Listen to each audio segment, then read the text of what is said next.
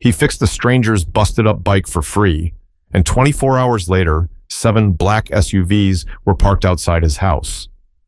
The sun was dropping low over Tyler, Texas, casting a thick orange glow over everything like the heat had a color. It had been one of those heavy, sweaty afternoons that sticks to your skin even in the shade. Most folks were either indoors or counting the minutes till they could be, but Darnell Booker wasn't most folks. 29 years old, quiet type, worked with his hands, didn't say much unless he had to. Folks who knew him at Cliff's Auto and Tire said he could rebuild an engine with his eyes half closed, and most days that's exactly what he did. Kept to himself, head down, focused. It was about 5:30 when he heard it, that clink, clink, clink of metal dragging on pavement. Not the kind of sound that comes from a car, more like a bike chain, loose and rattling. He looked up from under the raised hood of a silver Chevy Malibu and saw her.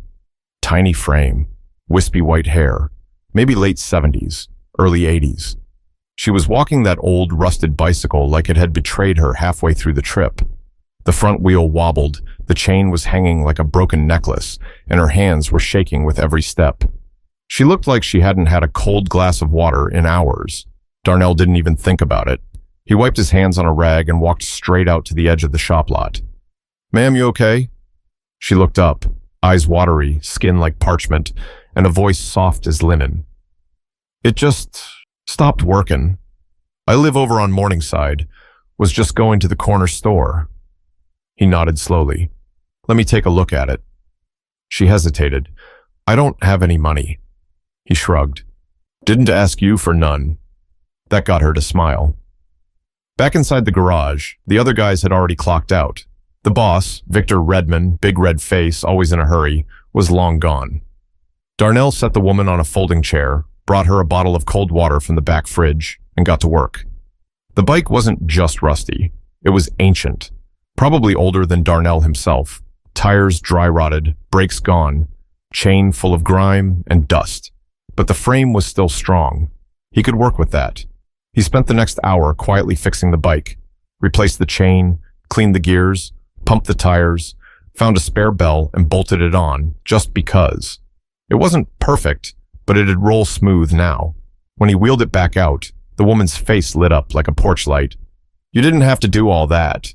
"I know," Darnell said, handing her the handlebars, "but I wanted to." She looked at him, long and hard, like she was trying to remember something. "You got a good heart, young man. Not many like you out here." He smiled, eyes low. "Just glad you made it back home." She reached out, gently touched his arm. "What's your name?" Darnell Booker." "Well, Darnell Booker, you might have just changed my whole week." Then she rolled off, slowly, pedaling careful and steady down the street. The little bell he added, giving a soft ding every few feet. Darnell didn't know her name, didn't ask. To him, it was just another good deed, another day at the shop. But by morning, the world would know exactly who that woman was.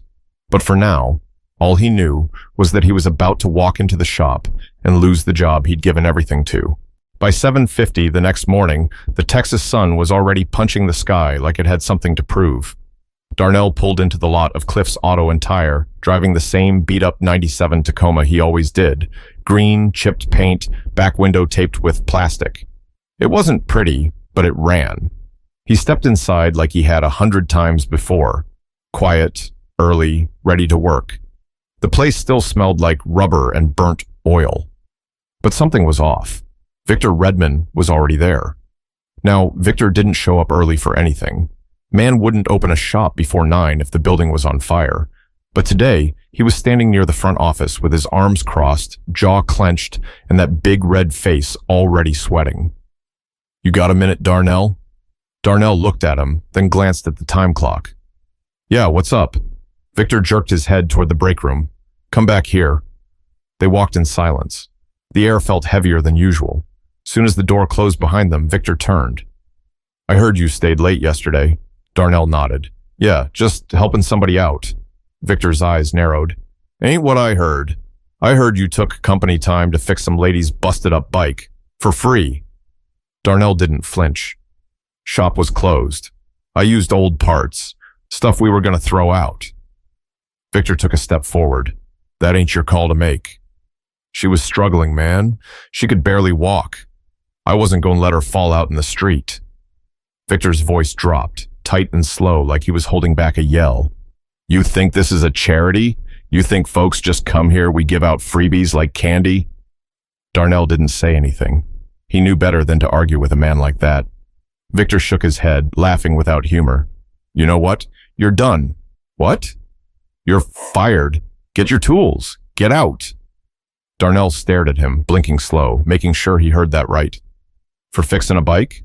For disrespecting how I run my business. Darnell stood still for a second, jaw working like he wanted to say something but couldn't find the words. Then he turned and walked out. He didn't slam the door, didn't curse, just packed his tools in that same dented red box he'd brought with him on his first day 4 years ago. He didn't even look at Victor when he left.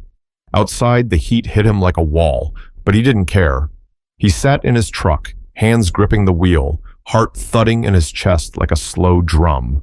He'd given that place everything. Showed up early, stayed late, never complained, covered for guys who called out, fixed cars on holidays. And this was how it ended? For doing the right thing? He exhaled slow, turned the key, and drove home. Later that afternoon, he sat on the old porch swing outside his duplex, sipping warm iced tea and replaying everything in his head when his phone buzzed. Text from a number he didn't recognize. Is this the man who fixed the bike for my grandmother? He blinked. Before he could reply, another message came in, a video link. He clicked it. The screen lit up with footage of the old woman.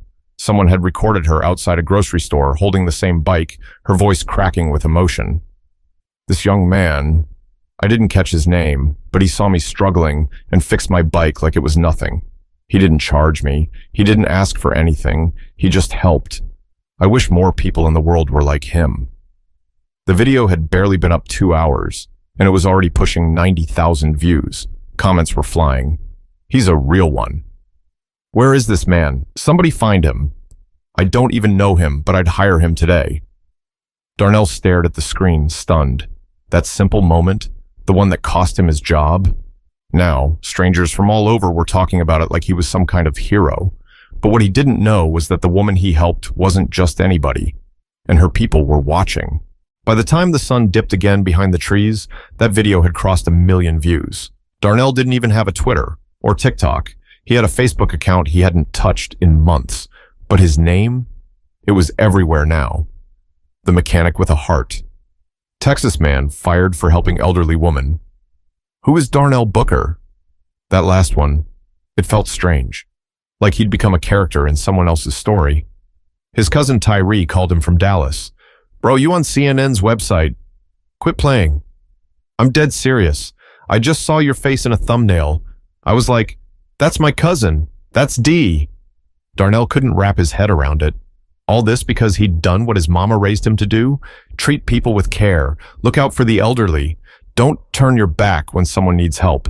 It felt surreal. But somewhere across town, Victor Redman wasn't enjoying the same fame. Back at the shop, things were boiling over. Victor's phone was blowing up. Old customers were calling to cancel appointments. One woman stormed into the lobby with her phone out, live streaming. You the one who fired that man for helping my aunt? Victor shouted from his office without opening the door. No comment. She didn't stop filming. Another man left a 1-star review every hour on the hour. By the end of the day, Cliff's Auto and Tire had dropped to 2.3 stars.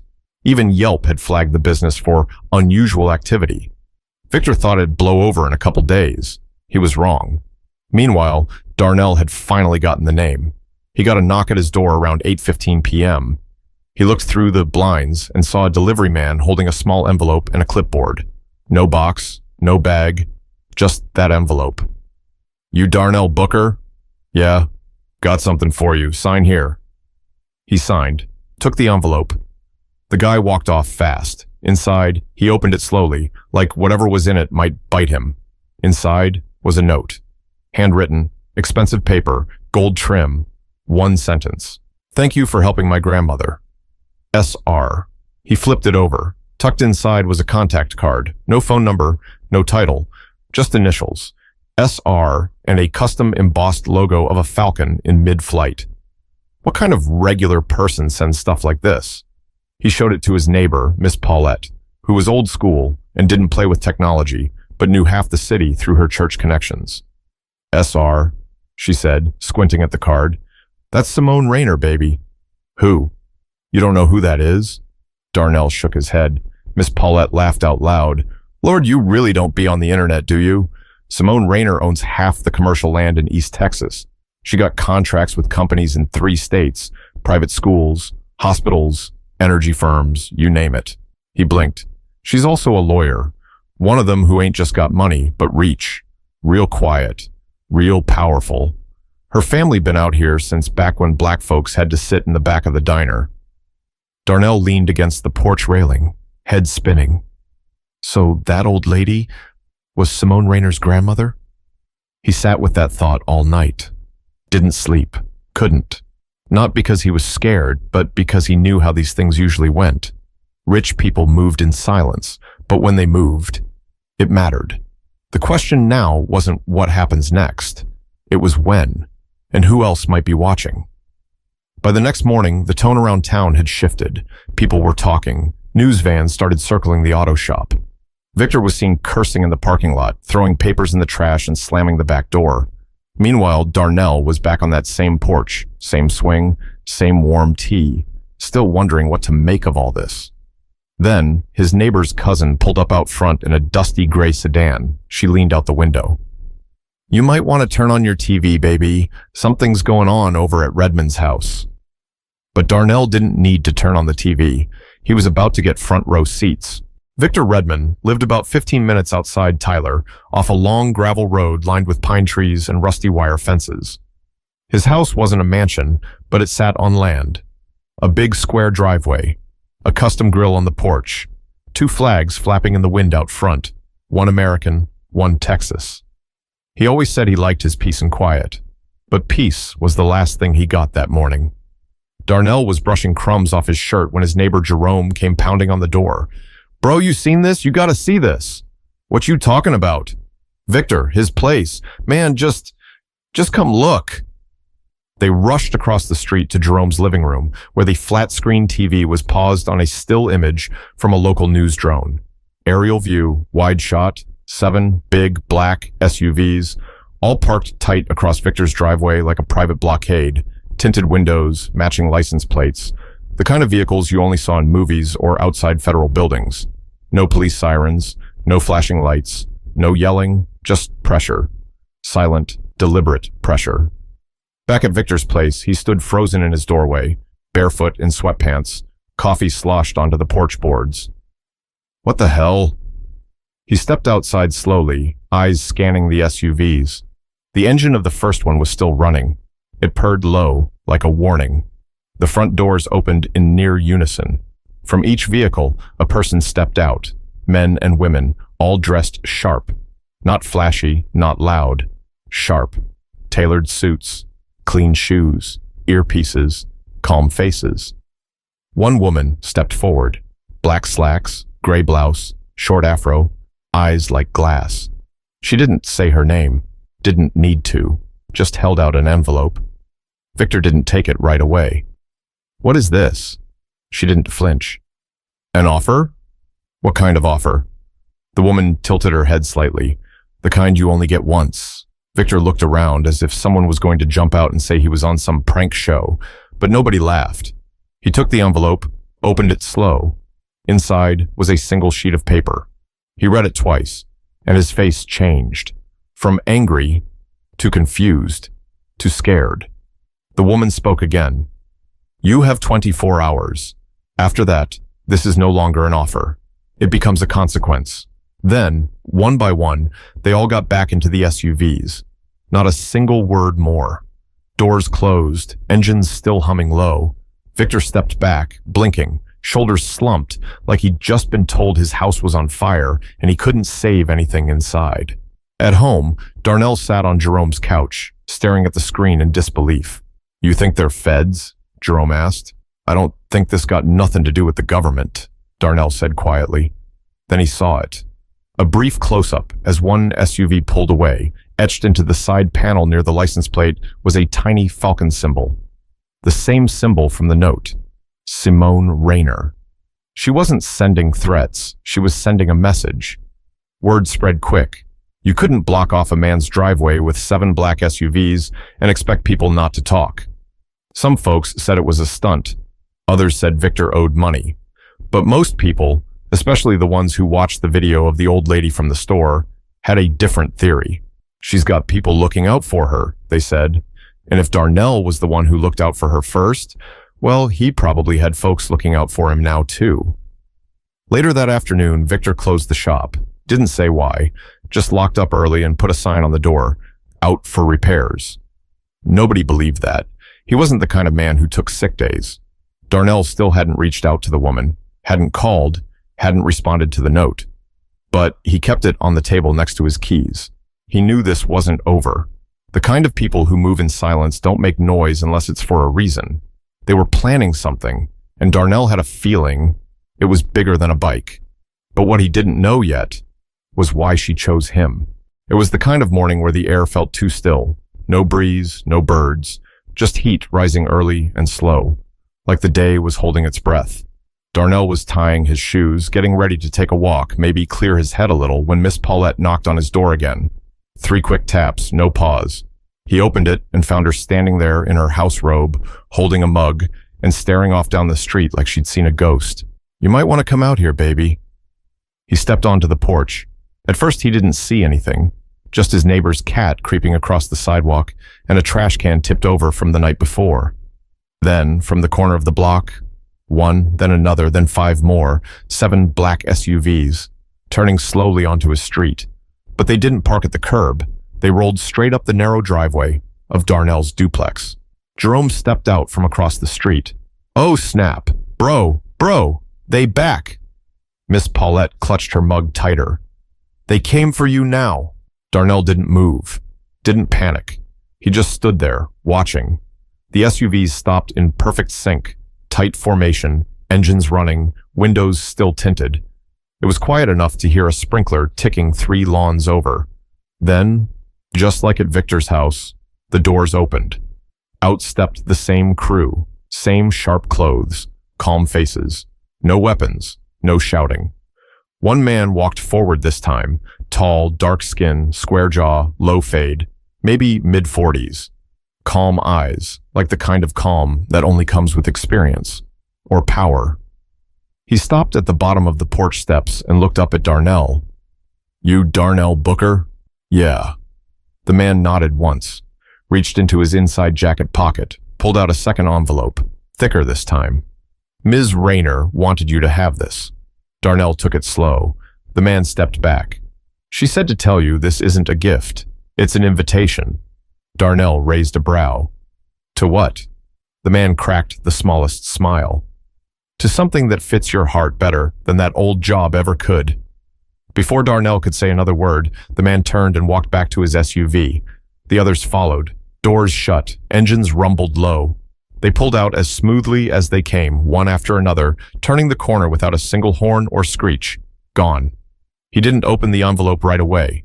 His hands were trembling, not from fear, from not knowing what this meant. He finally sat down and tore the seal. Inside was a single-page letter, clean font, watermarked paper. It read, "Darnell, I don't believe in handouts, but I do believe in investing in good people who still know the value of kindness. My grandmother doesn't ask for help often. She didn't need to, but the way you treated her, without knowing who she was, told me everything I needed to know. I'm offering you a new opportunity, one with real purpose, real impact. If you're interested, call this number. Ask for Colleen. Either way, thank you. You reminded my family what integrity looks like. SR." At the bottom was a black business card with a phone number, no name. Just that same falcon emblem again. Jerome paced on the sidewalk. "Man, you in some kind of movie right now." Miss Paulette just kept nodding. "You reap what you sow, baby. You sowed good." Darnell sat back in his chair, envelope in one hand, card in the other. His phone buzzed. Tyree again. "You see the news yet?" "No, why?" "Victor's shop, boarded up. For sale sign already in the window. Man dipped out of town last night. Somebody said he left a note on the door talking about personal reasons. Darnell didn't say a word, just looked out at the road where those black SUVs had been. But he wasn't thinking about Victor anymore. He was thinking about what kind of job makes a woman with that kind of reach send 7 cars to your house, just to say thank you. Before Darnell called the number, he needed answers. He had too much respect to just jump into something blind, especially when the people involved moved the way Simone Rayner did. So he went back to the one place in town where secrets didn't stay secret for long, Midtown Barbershop, owned by a guy named Reggie who'd been cutting hair, listening, and telling half the truth since the early 90s. Reggie had a radio voice and a memory like a steel trap. When Darnell walked in, Reggie looked up from lining a kid's fade and said, "You finally here to ask about Ms. Loretta?" Darnell froze. "You knew?" "Man, everybody knew after that video. What you didn't know is who she used to be. Sit down." Reggie took his time.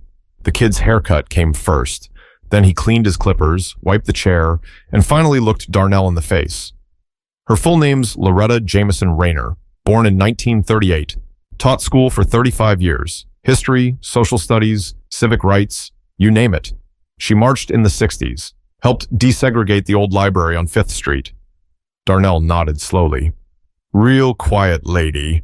Never made noise about her past. Folks don't realize she helped found Eastline Legal Defense Fund, back when it was just a group of 5 teachers in a church basement. He paused. You remember that case last year? That black nurse who got let go for speaking up about the conditions at Pine Lake Care Home? Yeah, Darnell said. They sued, right? Won, 8 figures. That was Simone's work. Her grandmother coached her through it. Now it made sense. That bike wasn't just an old ride. It was her independence, her story, maybe even her pride. You fixed more than a chain, Reggie said. You showed her you still got people in this world who do the right thing when nobody's watching. Darnell sat quiet. Reggie leaned forward. They don't show up in black cars unless they think you matter. Simone doesn't throw her name around. If she's offering something, it's big, bigger than this town. That afternoon, Darnell sat in his truck for a full 20 minutes before picking up the phone. He called the number. A woman picked up, warm voice, calm. Colleen speaking. This is Darnell Booker. I was told to ask for you. There was no pause, no who. We've been expecting your call, Mr. Booker. 3 days later, he was on a train headed to Austin. First-class ticket, hotel room paid for, clothes cleaned and pressed, courtesy of a man who knocked on his door holding garment bags like he was delivering for a fashion shoot. He didn't ask for any of it, but somehow everything fit just right. The meeting took place in a modest-looking building near the Capitol. Nothing flashy, but inside, every room felt like it mattered. No wasted space, no loud colors, just focus. Colleen met him in the lobby, slim, maybe late 30s, glasses, sharp suit. She smiled and led him to a conference room. Inside sat Simone Rayner. She stood when he entered, shorter than he expected, silver streaks through her hair, a presence that filled the room without her having to raise her voice. Mr. Booker, she said, extending her hand, my grandmother told me all about you. He shook it, firm and steady. I don't really know what to say. She motioned to the chair. Then I'll talk first. For the next half hour, she laid it all out. Her foundation was launching a new initiative, repair training and mentorship for underprivileged youth. Auto repair, HVAC, plumbing, trades that paid well and changed lives. They had funding, facilities, instructors. What they didn't have? Someone to lead the first site. Someone local, respected, patient, hands-on. Someone who still believed in fixing things. And people. That's why she chose him. Darnell sat still. Why me? Simone folded her hands. Because you didn't do it for attention. You didn't know who she was. You helped because it was the right thing. That's the kind of man I want leading my first program. He looked down, then back up. I ain't got no college degree, just grease on my hands and a beat-up truck. She smiled. Good. That means you're exactly who they'll listen to. And in that moment, Darnell realized this wasn't just a second chance. It was his first real calling. A month later, the auto shop on Broad Street was boarded up. The for sale sign out front had faded from sun exposure. Weeds crept through the cracks in the parking lot. The place looked like it had been abandoned for years, not weeks. Victor Redmond never came back. No one knew where he went. Some said he moved down near Corpus. Others said he had debts. A few joked he probably got run out of town by a woman with more power than the mayor. But Darnell, he wasn't worried about Victor. He was busy building something better. In the old East Side Tech building, they gutted the front room and repainted the walls, hung up banners with bold words like mentorship and equity and craft. New toolkits lined the back walls, stacks of tires in one corner, engine blocks in another, wiring, brake pads, soldering irons, all donated. And right at the front door, a new sign in bold black letters, Booker Center for Trade Excellence. He never asked for it to be named after him. Simone did it without telling him. When he saw it for the first time, he stood in front of it for almost 5 full minutes. Didn't say a word. The first group of young men and women arrived 2 weeks after that. Some had just aged out of foster care. Some had dropped out of school. A couple had records. All of them needed something they hadn't been given before, a shot that came without judgment. Darnell didn't talk like a CEO. He didn't wear suits. He still had grease under his nails most days, but when he talked, they listened. "Look," he said one morning, standing in front of 8 teens and early 20s kids who were halfway convinced they'd already missed their chance. "I didn't get here because I knew somebody. I got here because I didn't walk past somebody when they needed help. That's it." He held up a wrench. "You know what this is?" One kid shrugged. "A wrench? Nope. It's a key. You learn how to use this. You never gotta beg nobody for work again." They leaned in, and just like that, he had them. One afternoon, a silver SUV pulled up out front. The back door opened, and out stepped Loretta Rayner, holding her cane, but walking just fine. Darnell walked out to meet her. "You getting around better now?" he asked. She smiled. "Still don't trust hills, but flat ground's mine again." He nodded. "You didn't have to come out here." "I did," she said, "because I wanted to see it with my own eyes." She looked up at the building, at the name above the door. "They'll remember this place, and they'll remember you." He didn't know what to say, so he just said, "Thank you." She shook her head. "Don't thank me. Thank yourself. You gave me a reason to tell my granddaughter to get involved." They stood quietly a moment longer. She touched his arm. "And for the record, that bike still rides smooth as butter." On the walls inside the center, Darnell put up a photo. It was just a snapshot, one someone took the day of that viral video. Loretta holding her bike, smiling. He added a caption under it, written by hand. "You never know who you're helping when you choose to be kind." A few months later, Simone Rayner came down to speak at the grand opening. Press showed up, local politicians, big donors. But during her speech, she turned away from the cameras and looked at the students behind her. "If we want to change the world, we start by honoring the quiet people," she said, "the ones who don't wait for permission to do good. That's why we're standing in a building named after a man who chose kindness when no one was looking." Applause echoed through the hall. But Darnell? He stayed at the back, arms crossed, watching the young people scribble notes, ask questions, talk about torque and timing belts. That was the real reward. Some people dream of fame. Others chase fortune. Darnell never wanted either. All he ever wanted was to be useful, to do right. And somehow, that small moment, fixing a bike for an old woman in the heat of the day, turned into something bigger than he could have imagined. Because the truth is, the good you do when nobody's watching might be the very thing that rewrites your future. Help without expecting a return. Treat people right. Don't wait for a reason. You never know who's watching or who you're helping. Because when you move with heart, the world finds a way to meet you where you are. If this story made you feel something, don't just let it sit. Go help somebody today. Hold a door, fix a flat, say something kind. Give without looking back. It might not make the news, but it will make a difference.